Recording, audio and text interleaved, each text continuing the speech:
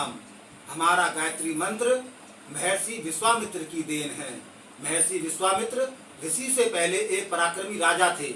एक बार राजा विश्वामित्र अपनी विशाल सेना के साथ जंगल में शिकार खेलने के लिए गए। तब जंगल में उनको गुरु वशिष्ठ का आश्रम मिला।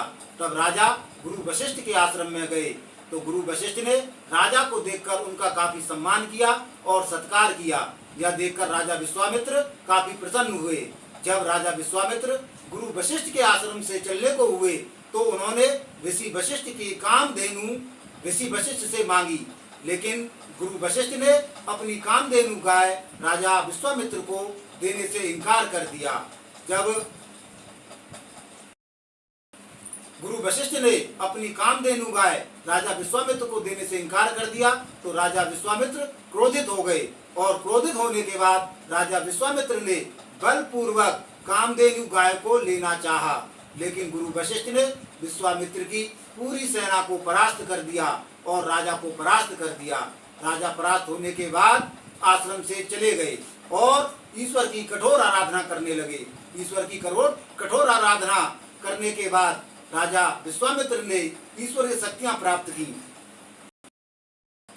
राजा विश्वामित्र ने ईश्वरीय शक्तियां प्राप्त करने के बाद उन्हें गुरु वशिष्ठ पर आक्रमण किया, लेकिन गुरु वशिष्ठ ने राजा विश्वामित्र की सभी शक्तियों को नष्ट कर दिया और दोबारा राजा विश्वामित्र को परास्त कर दिया।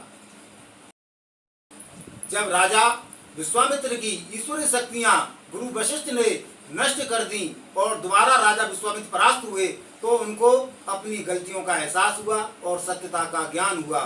इसके बाद राजा विश्वामित्र आश्रम को छोड़कर चले गए और उन्होंने राजपाट त्याग कर ईश्वर की कठोर तपस्या करने के लिए जंगल में चले गए। उसके बाद राजा विश्वामित्र ने ईश्वर की कठोर तपस्या की और भगवान राजा विश्वामित्र की कठोर तपस्या से प्रसन्न हुए और उनको साक्षात दर्शन दिए। इसके बाद भगवान ने राजा विश्वामित्र को ज्ञान भी प्रदान किया और इसके बाद राजा विश्वामित्र महर्षि विश्वामित्र के रूप में पूरी सृष्टि पर विख्यात हुए।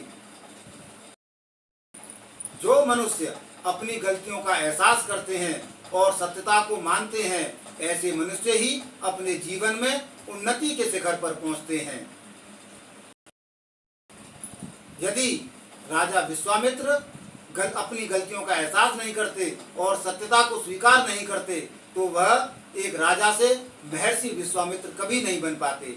अर्थात सभी मनुष्यों को अपनी गलतियों को स्वीकार करना चाहिए, सत्यता को स्वीकार करना चाहिए। जो मनुष्य अपनी गलतियों को और सत्यता को स्वीकार करते हैं वही अपने जीवन काल में सफल होते हैं और उन्नति के शिखर पर पहुंचते हैं। जय श्री राम।